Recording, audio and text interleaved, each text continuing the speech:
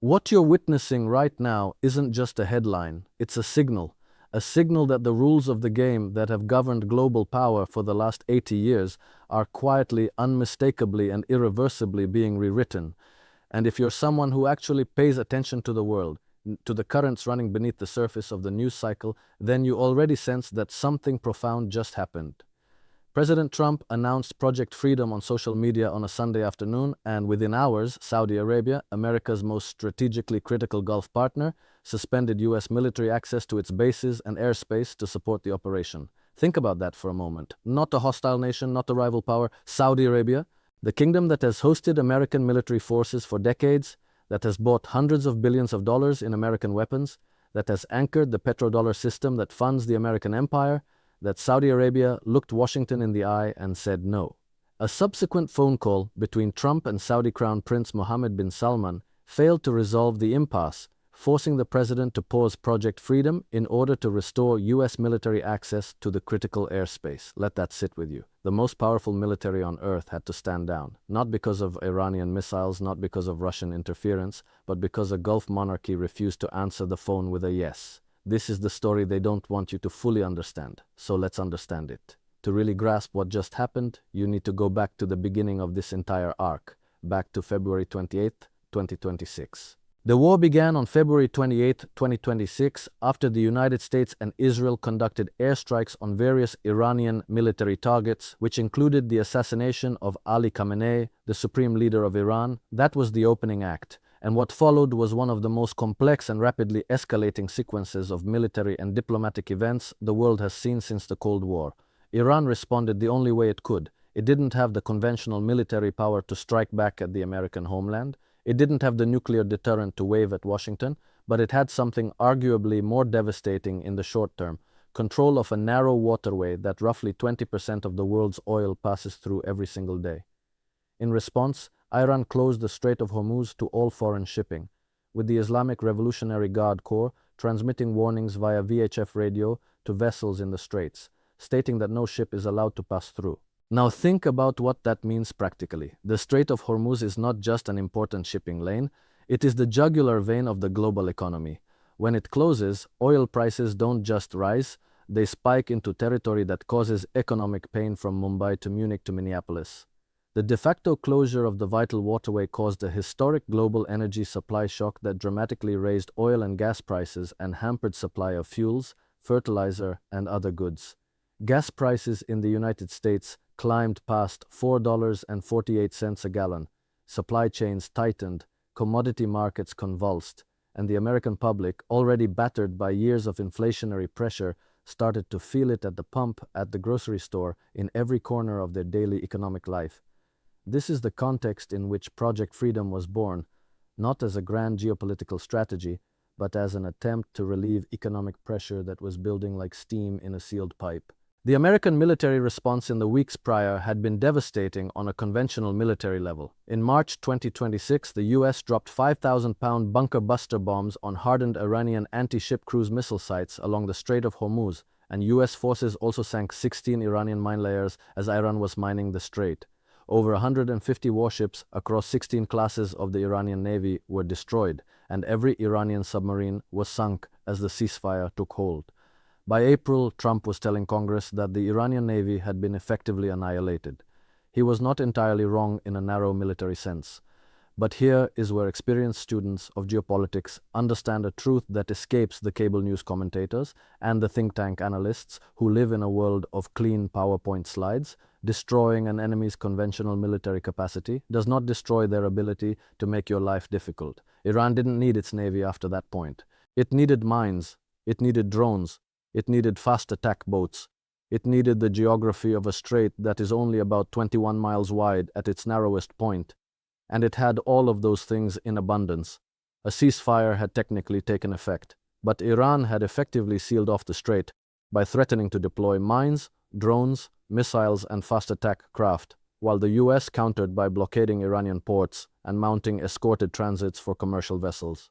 So you had this deeply unstable equilibrium, a ceasefire in name, a war in practice, and a global economy holding its breath.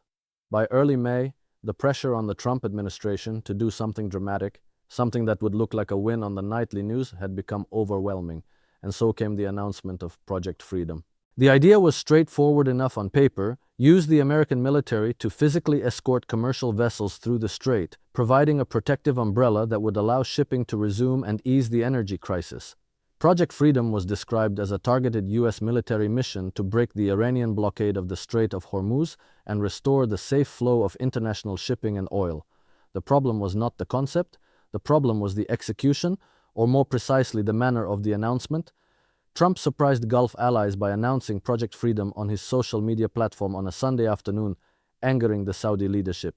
Now here is where you have to pay very careful attention, because this is not simply a story about diplomatic etiquette or hurt feelings. This is about something far deeper. This is about the structural reality of American military power in the Gulf, a reality that Washington has been able to obscure through decades of carefully managed alliances and generous weapons sales, but which has now been exposed with brutal clarity.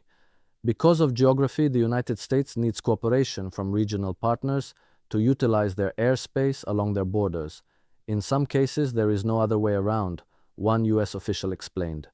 The U.S. military refers to permission to use another country's territory as ABO, access, basing, and overflight. Saudi Arabia and Jordan are critical for allowing aircraft to base there, Kuwait is critical for overflight, and Oman for both overflight and naval logistics. Let that sink in slowly. The United States military, with its 2 carrier strike groups, its fighter jets, its refueling tankers, its air defense systems, cannot operate in the Gulf region without the active cooperation of the countries it is supposedly protecting. That's not a weakness in the abstract. That's a structural dependency that any serious adversary has known about for years. And on May 6, 2026, Saudi Arabia made sure Washington felt the full weight of that dependency. Saudi Arabia barred the U.S. military from using Prince Sultan Air Base and Saudi airspace to support Project Freedom. In response, Riyadh informed Washington it would not allow U.S. military aircraft to fly from Prince Sultan Air Base southeast of the Saudi capital or transit Saudi airspace in support of the effort. And Kuwait also cut off access to its airspace, leaving the U.S. without the defensive umbrella needed to protect ships transiting the strait. Within 36 hours of the operation's launch, it was over.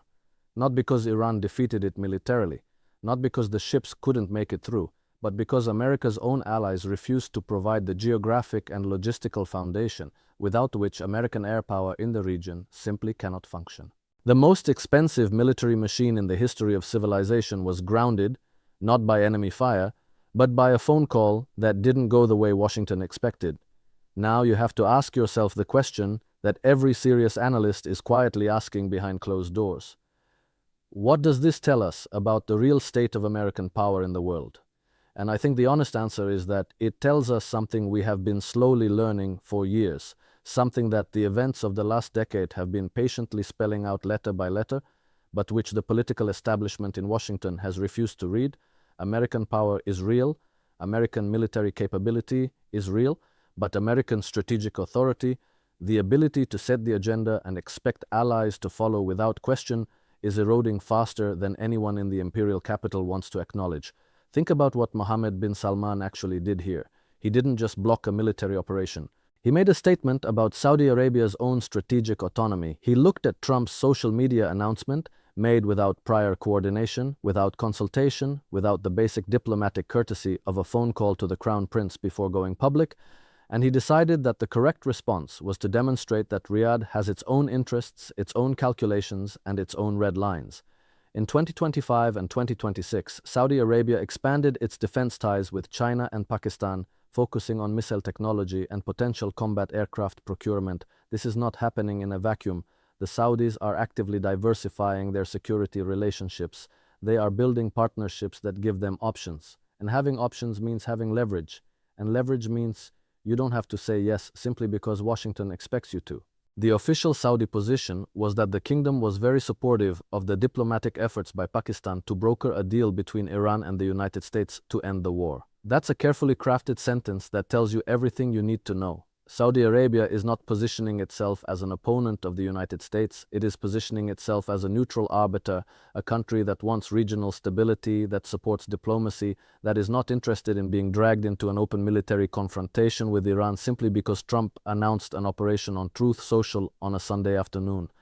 That is a fundamentally different posture than the posture Riyadh would have adopted even 5 years ago, and the change is not accidental. It reflects a deep rethinking within the Saudi leadership about what the kingdom's long-term interests actually are. Consider the economics of this moment. Saudi Arabia's entire Vision 2030 project, the ambitious modernization program that MBS has staked his entire legacy on, depends on regional stability. It depends on foreign investment flowing into the kingdom. It depends on tourism. It depends on the construction of NEOM and all the other mega projects that are supposed to transform the Saudi economy away from its oil dependency. None of that works if the kingdom is perceived as America's forward operating base in a shooting war with Iran. None of that works if Iranian missiles and drones are falling on Saudi soil in retaliation for Saudi cooperation with American military operations. The Crown Prince understands this with perfect clarity. His refusal to cooperate with Project Freedom is not a betrayal of the alliance.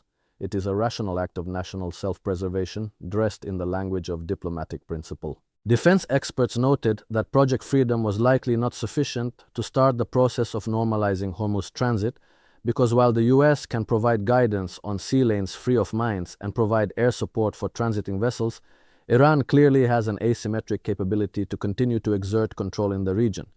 The experts were right, and the Saudis, who understand the region with an intimacy that Washington strategists in their air-conditioned offices simply cannot replicate, understood this too.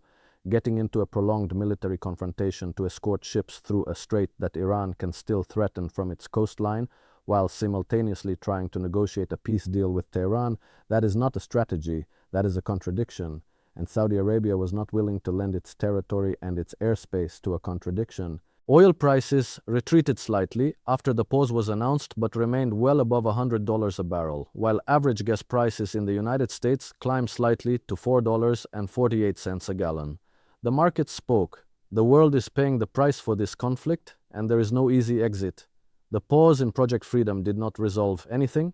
The Iranian blockade remains in effect. The broader war has not ended. The ceasefire is fragile. The peace negotiations are ongoing, but uncertain.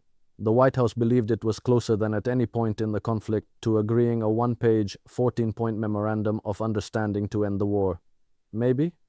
But one-page memorandums have a way of dissolving when they meet the hard ground of competing national interests and mutual distrust that has been building for decades. What this moment has truly revealed is the gap between the image of American power and the reality of it. The image is two carrier strike groups in the Persian Gulf, fighter jets over the Strait of Hormuz, the most technologically advanced military force ever assembled. The reality is that without Prince Sultan Air Base, without Saudi airspace, without Kuwaiti overflight rights, without Omani naval logistics, all of that expensive hardware cannot be projected effectively into the one geography that matters most right now. The Allies have become the infrastructure, and when the infrastructure refuses to cooperate, the machine doesn't run. This is the lesson of May 2026 that historians will study for decades. Not the battle itself, not the technology, not the tactics. The lesson is about the nature of alliance, the limits of unilateral power, and the quiet, irreversible shift taking place in the global order. Nations that were once content to follow American leadership without question are now making independent calculations. They are asking what serves their interests, not Washington's. And sometimes, as Saudi Arabia just demonstrated, the answer is no. The world is watching to see whether Washington learns from this. The honest answer, if history is any guide, is that it probably won't. Not immediately, not willingly, but the world will keep teaching the lesson until it is finally understood.